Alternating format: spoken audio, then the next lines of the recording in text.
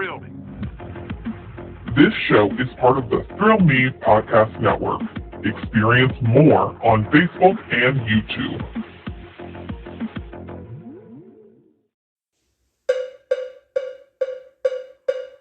It's Review It Man, reviewing what he can. Movies are his jam, so let's get twisted, man. It's Review It Rob. Hey yo, and welcome to a brand new episode of the Review It Rob Show, the one-stop shop for all kinds of nonsense that is me. I am your host, Review It Rob, coming at you with a fun episode this week, man. I got your mandatory DC and horror spooky talk as well. Got some other news, mostly Star Wars news, it turns out, but some other goodies in there. And I've got two reviews for you, man, this week. I got the Super Mario Brothers, or Mario Brothers. I've heard a lot of people call it that this week. I've got my review for that, spoiler-free, of course. And then had a documentary come out called Living With Chucky, which is about the Chucky series I'm going to talk about a little bit as well on this episode, man. So strap in, buckle up, whatever it's called. Hope you enjoy the nonsense I've got for you on this twisted adventure that is the Review It Rob Show. You do me a favor, just hit that like, subscribe, share, comment, rate, man. Rate the show on Apple or whatever. Do whatever you can to help the show grow, I guess, is what we do as well. This is part of the Thrill Me Podcast Network, where we have a lot of fun over there, doing a lot of good things and fun times going on over there, man. So check that out as well. You can follow us on YouTube, Instagram, all that good stuff. Just hit the like, subscribe, notification over there for all the good time, fun that goes on over there. Pretty decent week for me personally. Again, I watched those two movies, had a good time with both of those. Throw some more thoughts in there, of course, when we get to the review. I played some WWE 2K23, finished up the John Cena showcase. That was fun. Unlocked some very cool stuff. I'm gonna eventually do some live streaming of the game. Haven't figured out if that's gonna be on YouTube or Twitch yet. I gotta lock down how I feel about that, because I've never done anything on Twitch. I don't know how Twitch works. I've watched some fellow friends do stuff on Twitch, and we have a Twitch. Thrill Me Podcast Network has a Twitch. I just haven't done anything with it yet, and I'm just trying to figure out how that all works. I've done some live streams before on YouTube, and it seemed to work pretty easy. I assume it's the same for Twitch, but I gotta look into that and all that. But I have some game stuff coming there with the WWE stuff as well. I bought 2 Disney games. Well, I guess technically 3 Disney games since the last time we talked. Disney has this racer game coming out called Speed Force, I believe it's called. I bought the game, I don't even know what it's called. Disney Speed Storm. Like an arcadey kind of game. Looks like, think Mario Kart, but like Disney is what it looks like. I saw that and I was like, heck yeah, I'll get that. And it's coming out in like a couple days, I think, a couple weeks. It's coming out this month, I know that for sure. So yeah, it looks like it's April 18th for that release. It's saying early access, so I don't know what the full release is or whatever. But I did buy that. I was like, heck yeah, man, this looks cool. And then Mario may have had something to do with it again, because it looks like a Mario Kart game. And I kind of like Disney. Used to have a Disney podcast, for crying out loud. So, it looks like a fun idea game, for sure to play. Just when you're looking for something different to play. Like I said, I haven't played Mario Kart in a while, but when I do play it, I have a lot of fun in this game. Gives off that kind of vibe. And then I bought Disney Classic Games, whatever it's called. It's The Lion King and Aladdin, which are 2 games from my past nostalgia. I played both of these games a long time ago, and I haven't played them in a long time. And I remember they were released this. I'm like, yeah, I'm gonna get it. I never got around to getting it, but I finally got it over the weekend. It was on sale. I think it's on sale for. The sale might be over, actually. But go ahead and check. I got it on PlayStation. I think it ends Friday, actually, of this week. But it was on sale. I'm like, freaking screw it, dude. I would gladly play at least The Lion King again. And, I don't remember much about Aladdin, but I remember those games being ridiculously hard when I was younger. So I was like, heck yeah, let's get these games, get and play them. And I haven't touched them since I purchased them, for the sole purpose of I want to play them for the first time again while streaming. So once I figure out the streaming aspect of things, I'll get in there and you can see me just get mad at all over again with the Lion King game when I have to go through that freaking stampede scene or whatever. God, that was annoying. I remember playing that scene the most when I was a kid. And I'm like, man, I suck at this area. But we'll see how I am as an adult gamer. Probably just as bad, to be honest with you. But nonetheless, man, that's basically what I've been up to. We are now moving forward to this week's episode with the first review of the Super Mario Brothers movie. It is rated PG for action and mild violence. It is a kid family comedy running in at 1 hour 32 minutes. It is currently in theaters, breaking records, by the way. It is the highest grossing animated film of all time, beating Frozen 2. Let's see. In this film, Mario and the gang and Peach, all of them, get ready to square off against an all-powerful Bowser to stop his plans from conquering the world. Rotten Tomatoes critic score has it at 57%. Jesus Christ. Audience score 96%, and IMDb has it at 7.4 out of 10. So, what were my thoughts on the film? First off, Rotten Tomatoes critics, a big F you, 57%. That's why you should never listen to Rotten Tomatoes to begin with, let alone. Yeah, it's ridiculous. This movie is fantastic from start to finish. Entertaining from start to finish. Like, I had an absolute blast going into this movie. Like, I remember seeing the trailer, I'm like, this is going to be a fun time. Jack Black, love Jack Black. And then the whole cast is amazing, by the way, and we'll talk about that a little bit more. But when I first saw about the movie, I'm like, oh, that's cool. That can be entertaining. I'll see it in theaters.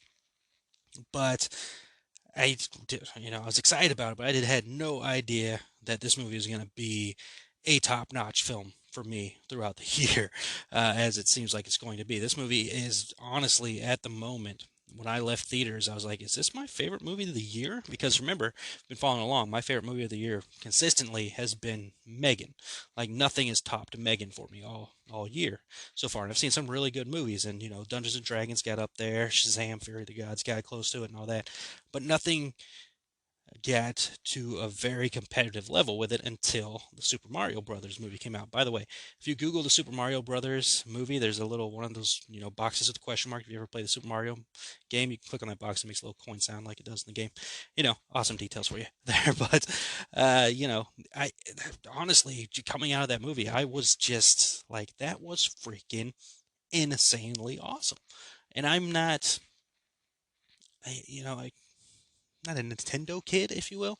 I did play Nintendo when I was younger. I'm not saying I didn't play Nintendo. I played it and I had fun. Of course, Mario was like the main thing I played. I think that and like Duck Hunt or something like that. And then, of course, N64 came around and I had the WWE or WWF games at the time. But I've played Mario games before, and I've mentioned I played Mario Kart on the Wii. I think was the last time I played Mario Kart. But I was like the Sega kid, and then, going to the, Sony stuff. But there was this moment of, oh, Mario is awesome. Like, the Mario characters are cool.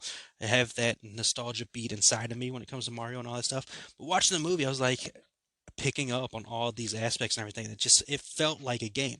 Like, it felt like what you would want if you're going to see a video game movie. And again, that's something I've talked about before on the show. When it comes to video game movies, it's very tough to give you that same feeling that you have when you're playing the video game, obviously, because you're in control of the video game. When you're watching a movie, you're just sitting there under no control whatsoever of what's going to happen in the film.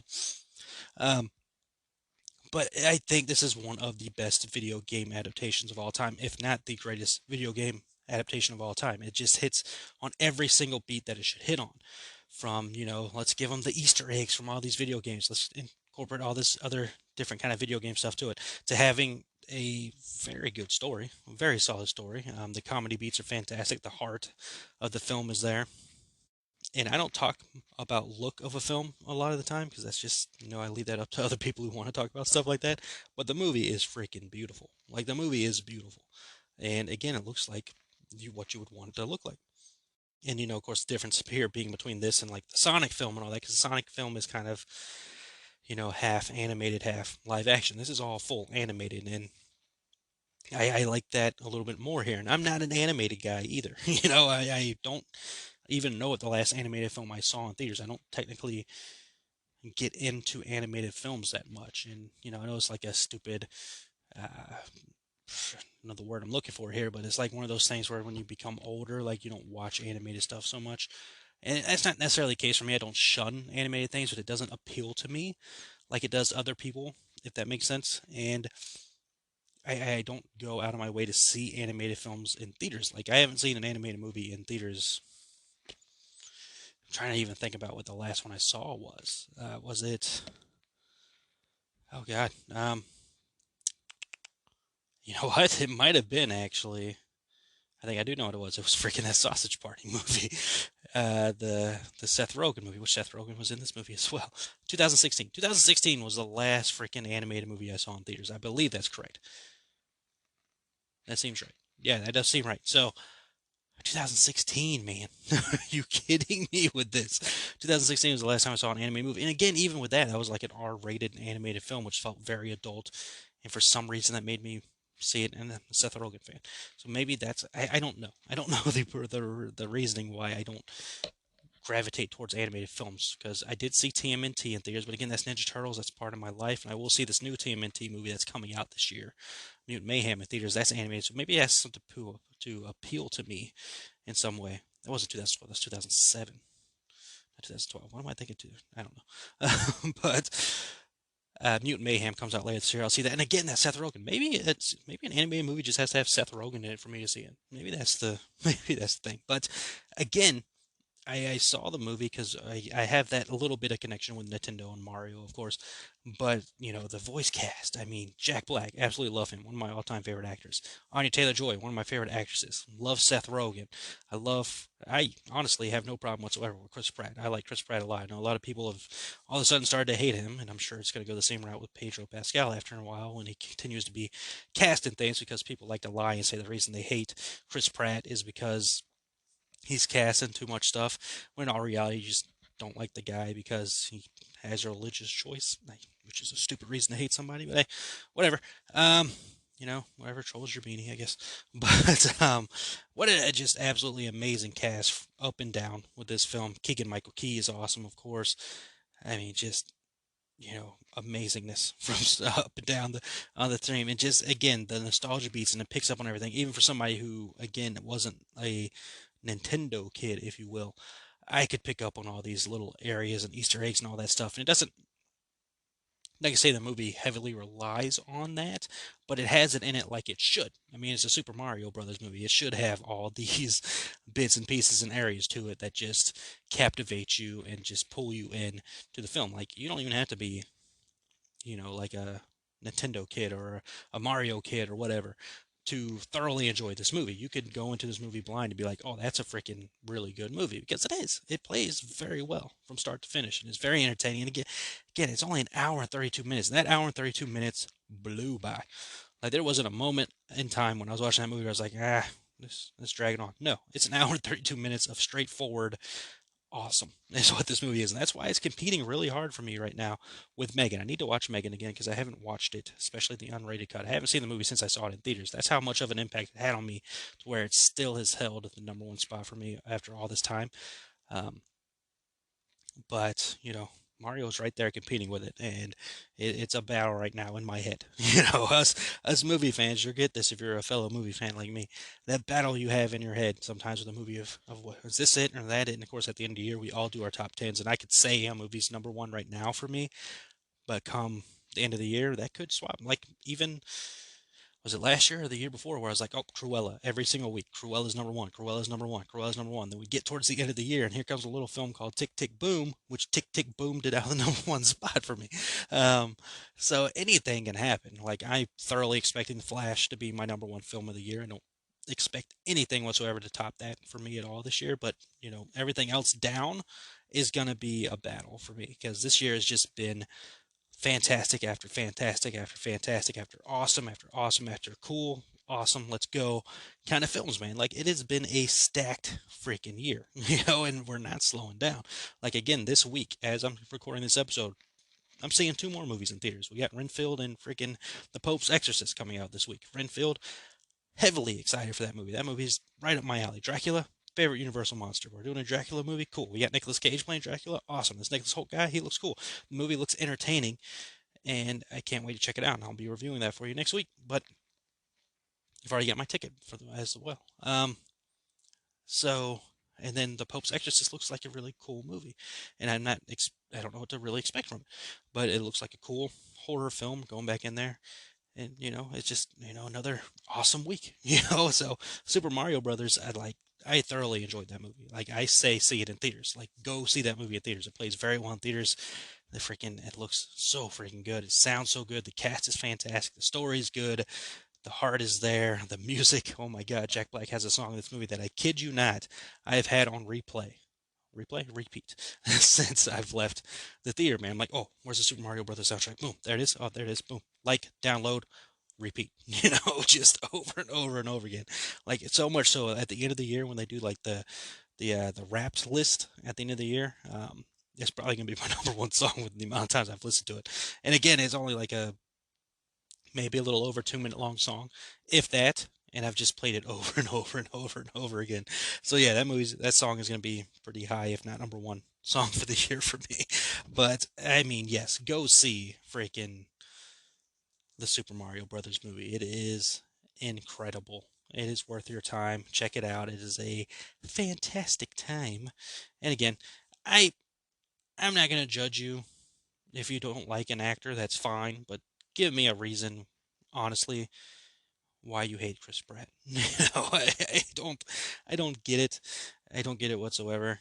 But again, people are gonna hate certain celebrities. That's the way it's gonna work. A lot of people hate the Kardashians. I have no feeling about the Kardashians whatsoever. And apparently, you know, that's I don't even have that in my news later for horror. Kim Kardashian's gonna be in the next season of American Horror Story, with Emma Roberts. Emma Roberts is in it. That's fantastic. That's gonna be worth watching there because American Horror Story's been back and forth. But we're talking Super Mario Brothers right now. Yes, see the movie. It's fantastic. Charlie Day's in it as well, which by the way, he is awesome as Luigi. And I don't know if anybody else has this problem. Maybe it's just a me thing. And again, I'll apologize ahead of time for this, but I get Jake Johnson and Charlie Day mixed up way too much. Like way too much that happens. And I don't know if it's maybe in my head they look a lot alike and sound close alike, but for some reason I get those two mixed up in my head sometimes. So at first when I thought that was, I'm like, oh, it's Jake Johnson. But then I'm like, oh no, it's not. It's Charlie Day. And he's fantastic. And again, both of them are fantastic. Both of them are great. But nonetheless, I don't hate Chris Pratt. Chris Pratt's entertaining, all right, and by all accounts, he seems like a decent enough dude. Whole cast is great. The whole cast, oh my god, whole voice cast is great. Don't worry about the voice acting; it's a freaking cartoon.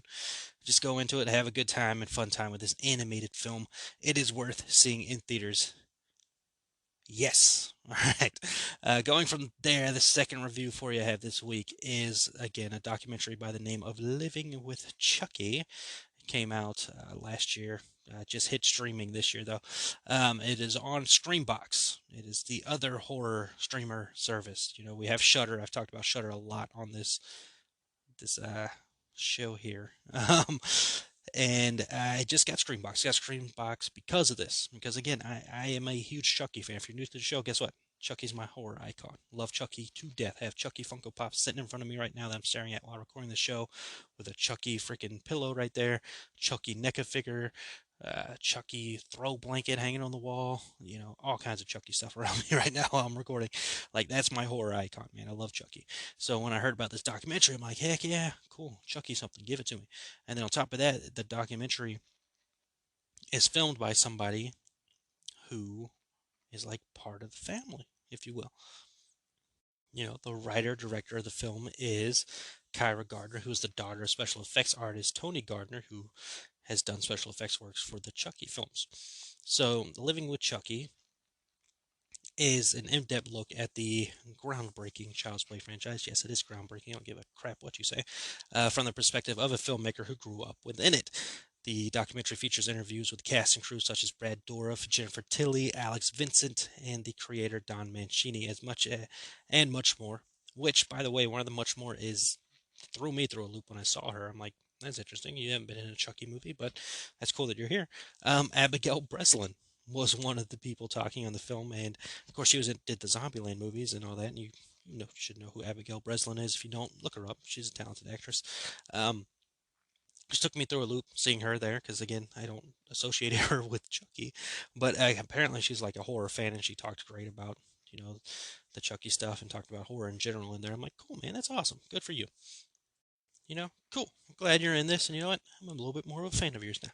Let's see. This personal film recounts the dedication, creativity, and sacrifice that went into making the franchise and its long-lasting impact on the horror community. Which, yes, Chucky is a horror icon. Chucky is one of the main horror icons, still alive and kicking, and getting very positive reviews. And I laugh because not the other icons are not getting the best reviews right now. But Chucky, dominate. Rotten Tomatoes had a critic score of 78%. So the critics like this movie more than Super Mario Brothers. cool. The audience score 94%. Wow. Go ahead, audience. Right there with Super Mario Brothers as well. Super Mario was 96%. IMDb 7.2 out of 10.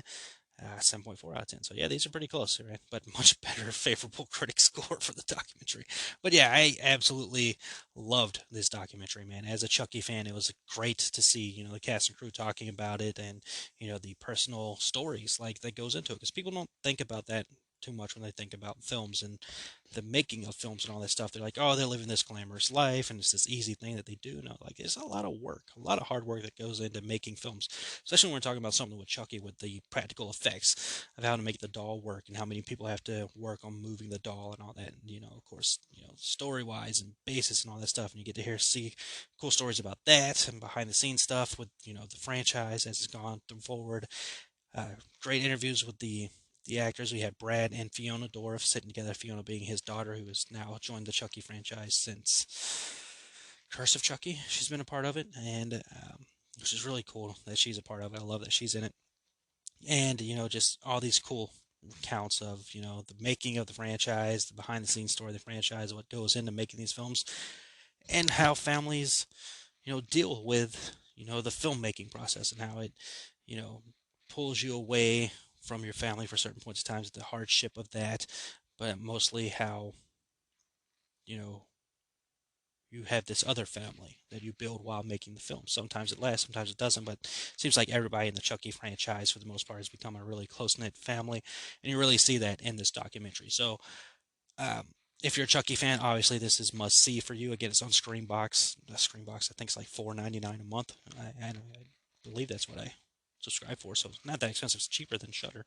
And even if you're not a Chucky fan, it's just a solidly made documentary by Kyra. I think she did a great job with this. It's solidly made to give you a great in-depth look of, franchise that is, they put it there, and I'll agree, groundbreaking franchise in the horror realm, huge franchise in movies.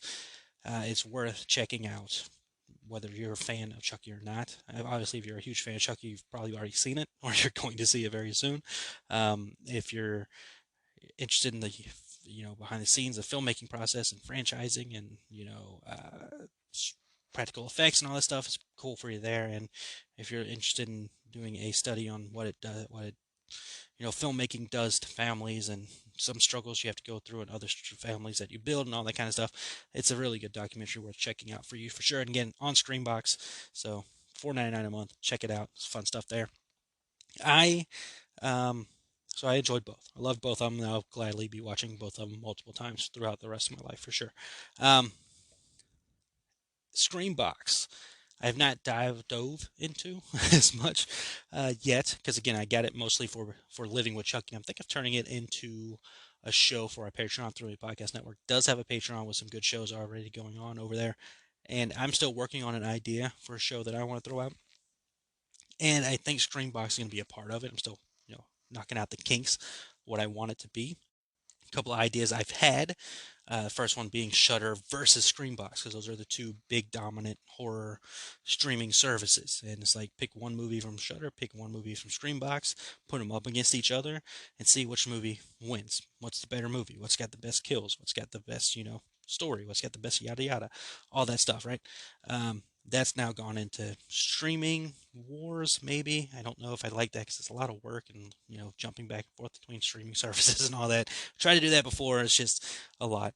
And then the other idea I did have was kind of a play off of the documentary In Search of Darkness, was called In Search of Horror, which I just talked about jumping back and forth between streaming services, but this would be me looking for the best horror films from streamers. And again, that seems like a lot of work, but it's all in the pre-planning process. If you like any of those ideas, drop some comments down there for me. Let me know what you're thinking. So kind of work this out and brainstorm together, man. But we'll get there when we get there. Speaking of getting there, let's go ahead and get to the news on this episode with the horror. Let's start with horror, man. Universal Pictures' Atomic Monster in the Blumhouse have announced that Night Swim is now opening on January 5th, 2024, which is proven to be a successful release area for Universal Blumhouse. and Atomic Monster because they earlier this year have mentioned it a lot already. My favorite film so far for the year, maybe still battling with Super Mario, but Megan released on January 6th of this year. So next year they have knocked out the date or scheduled the date, whatever. Um, January 5th for their next film, Night Swim. This is, of course, uh, you know, gonna be good, probably, right? I mean, they've proven to be good with that trio. Did a great job with Megan, so we're hoping for the best with this. Night Swim centers on a hidden source of terror in an iconic backyard swimming pool. So that's all we got so far, but that sounds intriguing enough to get you interested, man. That'll be our first film of next year. Basically, it seems just like this year was Megan. That'll be my first film next year, it looks like. Let's see. Sticking with the Universal Pictures and Blumhouse, Five Nights at Freddy's has released a date of when the film is to be expected, as well as a bit of a surprise, but I guess shouldn't be too much of a surprise. Blumhouse and Universal have announced that the film will be releasing this year on October 27th, which seems soon for the fact that we're just now getting some information about the film, but releasing this year, which is awesome. Don't have to wait for it too much longer. October 27th is when it will be releasing in theaters, but that's not it. It'll be releasing same day on the Peacock, man. Now, I will go see this in theaters, but coming home from theaters, I might want to watch it on Peacock as well. Um, but that is awesome. That is good news right there. That was a bit of a surprise at first when I saw it because I was not expecting that.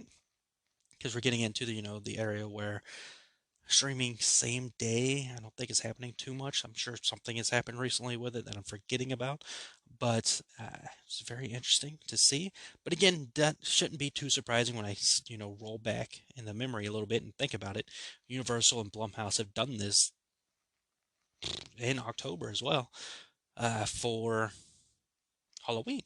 Halloween Kills back in 2021 was released in theaters and streaming same day, and Halloween Ends last year God, that was last year. Wow, time's flying. Halloween Ends was released in theaters and on Peacock same day as well. In October. So this must be I mean, if we're looking at things here, I can't think of the word I was looking for. If we're looking for coincidences, no, that's not the word. If we're looking for a trend's the word. Coincidences. God, I'm an idiot. The trend here is Universal and Blumhouse have been releasing a movie every October, theaters and streaming. So maybe they'll keep that going. Who knows? We'll see how that ends up going. But this will be the third consecutive year, man. So Halloween Kills, Halloween Ends, and now we're getting Five Nights at Freddy's, man, which I am, pretty interested in. I haven't played the games at all, but I've seen videos of it. I've seen people getting scared by it, and I could see the concept of it being pretty creepy. So I am definitely into it. Let's see, something I am into. The Stranger Things franchise is going animated. We'll see how that works for me, as apparently I don't watch too many animated things, but that's the next move for Stranger Things. It looks like we know Stranger Things 5 will be the final season of the regular show, and they've been looking for ideas to branch out. And the first thing we're getting here is animated. We have dreamed of an animated Stranger Things in the vein of Saturday morning cartoons that we grew up loving, and to see this dream realized has been absolutely thrilling, said the Duffer Brothers. So good for them, man. I will probably give it a good old check out ski because I do like the Stranger Things. But yeah, season 5. After that, we don't know what's going on. We got this animated show. I've heard rumors of spinoffs and all that. Millie Bobby Brown has, and the Duffer Brothers have announced that they are not doing a spinoff with 11. So, which I'm sure Millie's ready to work on other things for the time being. I mean, she hasn't, from what I haven't seen her say anything, negative against it, but I'm sure she's ready to venture off into the other worlds, just like the Harry Potter kids did. Of course, she's got like a successful makeup line, clothing line, something, right? So cool. Cocaine Bear is hitting Peacock this weekend, April 14th, which I'll see that this week as well. Will I have 3 reviews next episode? Jesus Christ, maybe I will. Winnie the Pooh Blood and Honey is now available to watch at home. Will I have 4 reviews next episode? Probably not. But just in case, I'll have some movies on dock to watch. Holy crap. So yeah, Cocaine Bear, that's going to be a little bit easier to watch. That'll be on Peacock if you already have it. Winnie the Pooh Blood and Honey, that is available to rent, which I'm assuming is $9.99 pretty much everywhere. And then you can buy it for, which I'm assuming is $19.99 everywhere. So there you go. Those 2 movies both involve horror and a bear. All right, moving into DC talk. And of course, DC talk these days all revolves around James Gunn and people asking him questions, him clarifying some things. So let's start off with Peacemaker Season 2 and if it is still happening. Gunn was asked this and he confirmed that the second season is still coming, but it will not arrive until after Superman Legacy, which if you remember, if you're keeping track, Superman Legacy releases July 11th, 2025. So we will have to wait until that happens. But I am excited for Peacemaker 2. Love that first season. I keep saying I'm going to watch the first season again. I need to get into that, but we know how I am with TV shows. Especially, I mean, I've already watched it, of course. But I'm excited. I can't wait to see that. I'm ready for more of that stuff. More on Superman Legacy. James Gunn said that I don't think the movie will be worth making it if we just redo if it's just a redo of any other Superman adaptations. For us to truly thrive as a studio, we need to honor the past of these characters while simultaneously seeing them in a new light.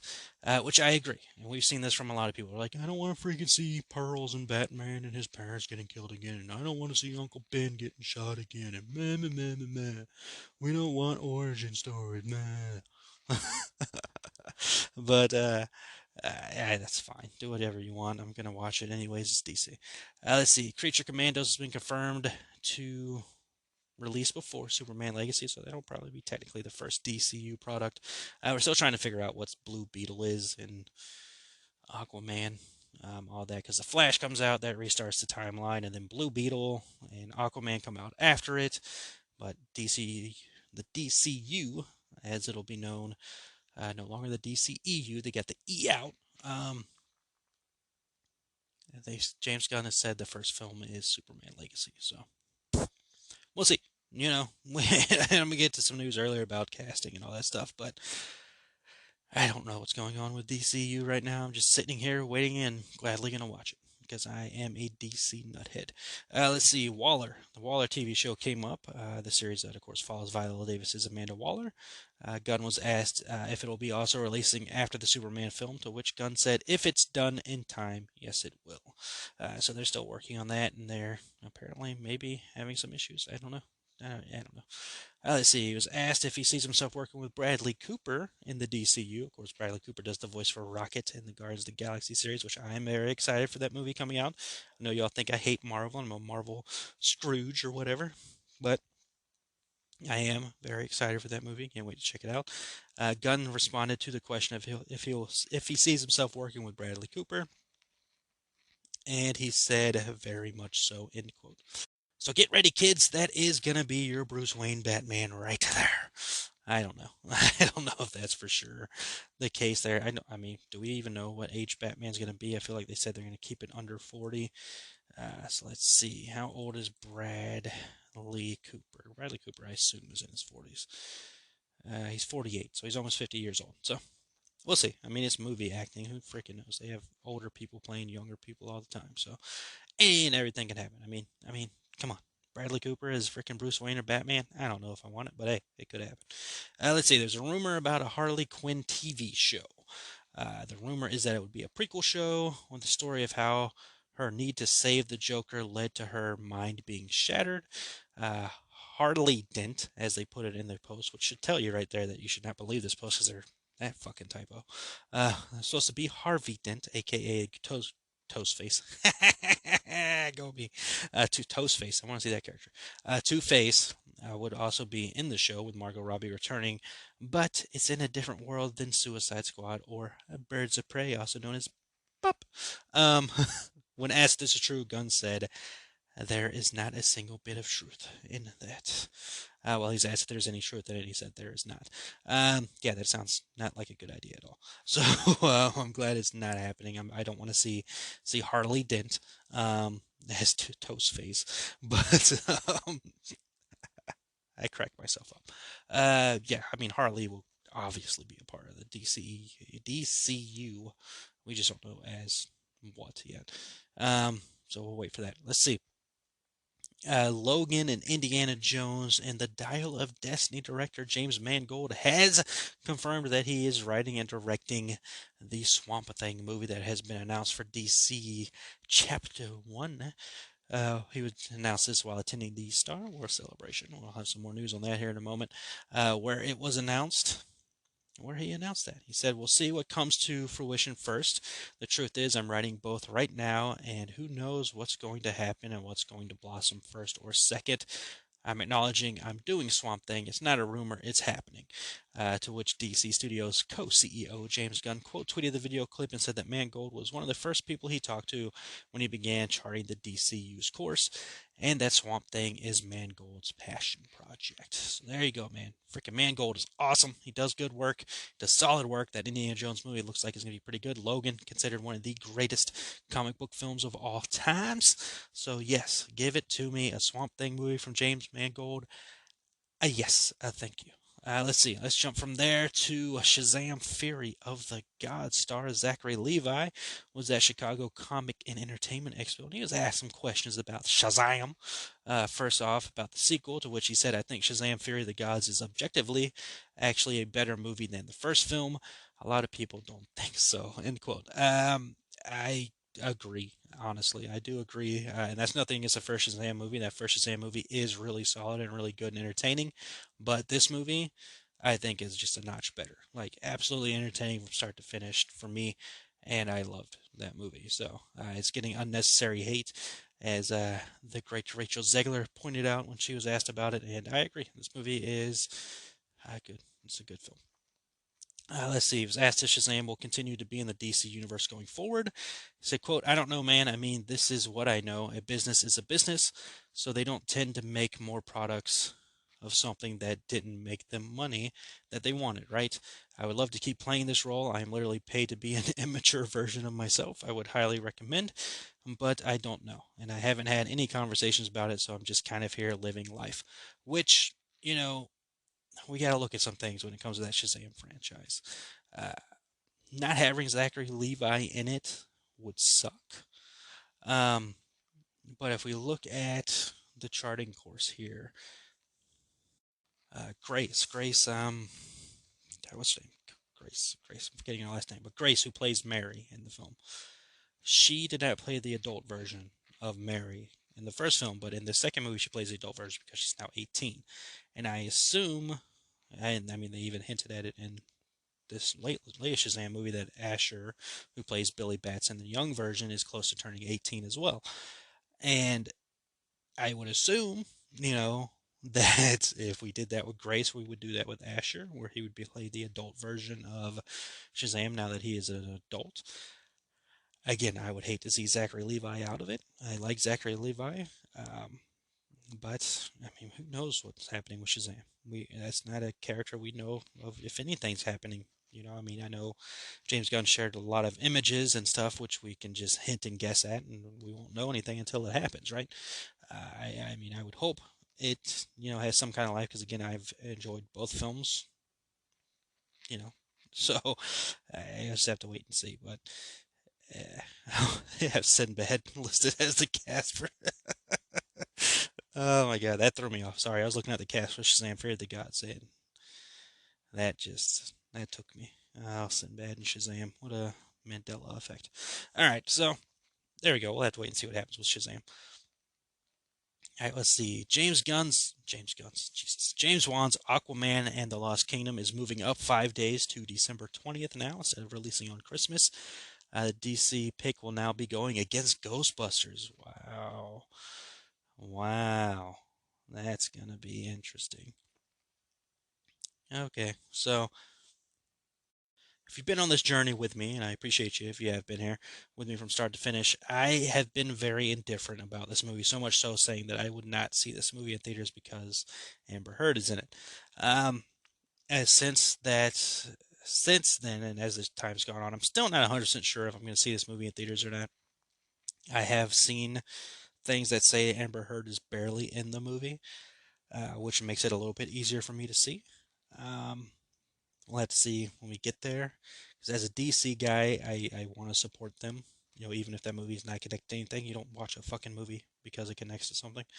Um, yeah, I like Jason Momoa a lot. So much so where I'm like, oh, I want to see this Fast and Furious movie just because he's in it. That's how much I like Jason Momoa.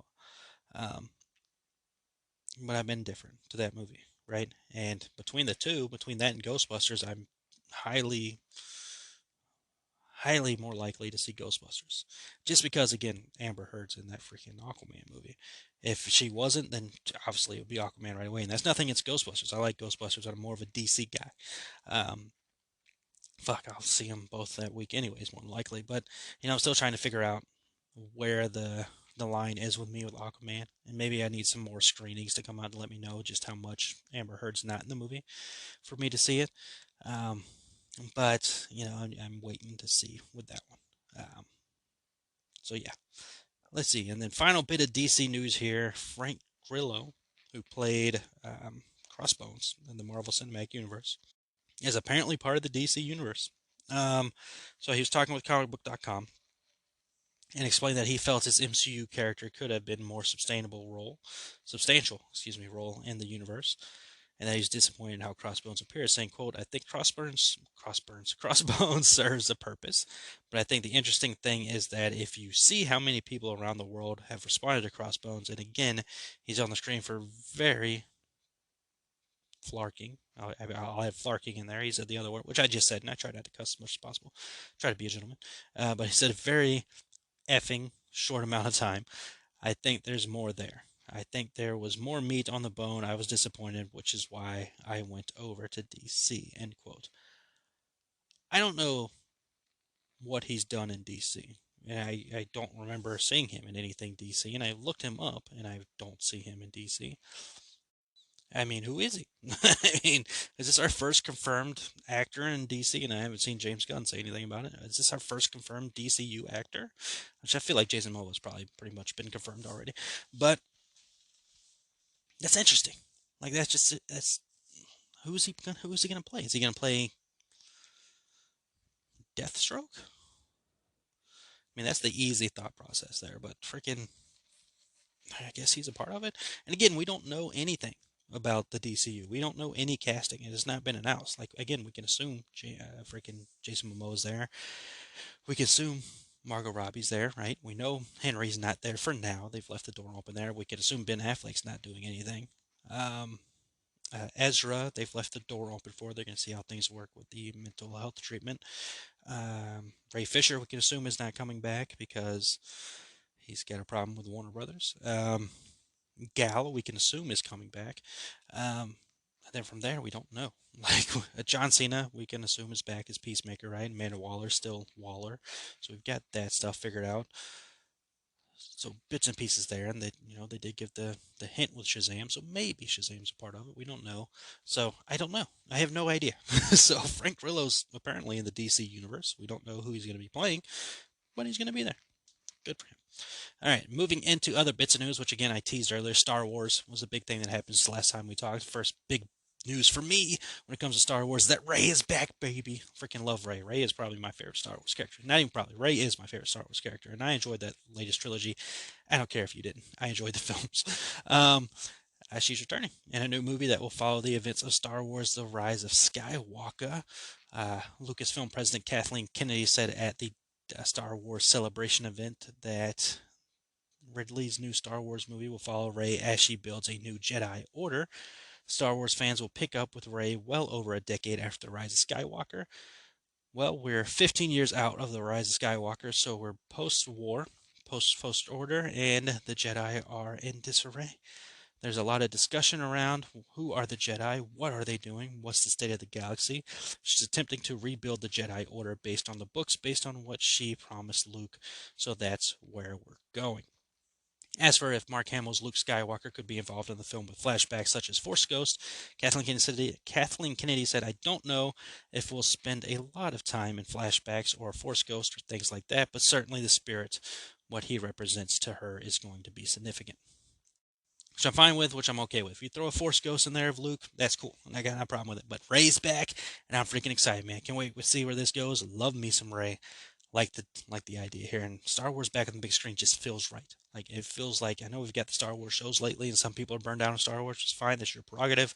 I'm ready to see Star Wars back on the big screen. Speaking of, not just that movie, you got 2 other movies in the works as well, coming to the big screens at some point in time. we've got Dave Filoni and James Mangold are set to direct 2 Star Wars movies. Lucasfilm revealed the directors will helm 2 separate films in the franchise. Mangold's movie will go back to the dawn of the Jedi, while Filoni's project will focus on the New Republic and close out the interconnected stories that are told in series including The Mandalorian, The Book of Boba Fett, Ahsoka, and other Disney Plus shows, which means I gotta fucking watch those shows. All right. Anyways, that's awesome. We got that going.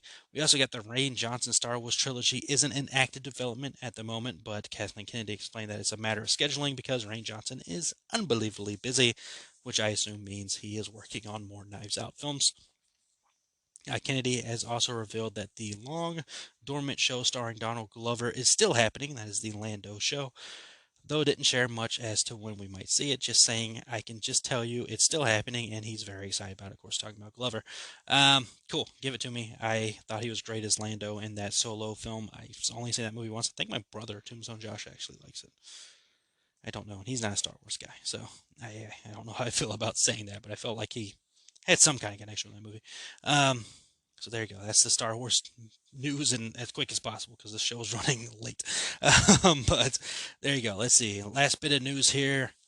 Netflix has done the first ever ordering of a pilot episode for a TV show. They normally order a show right away, but this is the first time they've done a pilot episode for a show. It is going to be a show starring Samara Weaving entitled Little Sky, which is a single camera comedy. So that is cool. We all like Samara here, and it'd be fun to see her in like a comedy. I think she's had comedy bits in her movies, but I've mostly seen her in horror films. So it'd be nice to see her in a comedy. Why not? And then last bit of news here, Jack Black is plotting an epic reunion to celebrate the 20th anniversary of School of Rock. 20 years, School of Rock, wow. All those kids dig this. They were 10 years old when we made that movie, and now they're all like 30. We're going to get together and have a 20-year anniversary. We like to jam. I'm looking forward to seeing all of the grown-ups from School of Rock. Black added that he will 100% use social media to upload photos and videos from the upcoming reunion, which is awesome. I do love me some School of Rock. I love me some Jack Black, as I said earlier. Highly excited for that. Highly anticipated. Can't wait to see what they end up doing there. I'm sure there'll be like a 20th anniversary release of the film or something, as they like to do in, releasing of films as anniversaries and all that stuff, man. But I'm excited for that. Excited for all of it, man. A lot of stuff going on to be excited about. Hoping you're doing great, man. As always, hope you've been great. Hope you enjoyed this show. Try to make these shows as fun as possible with people.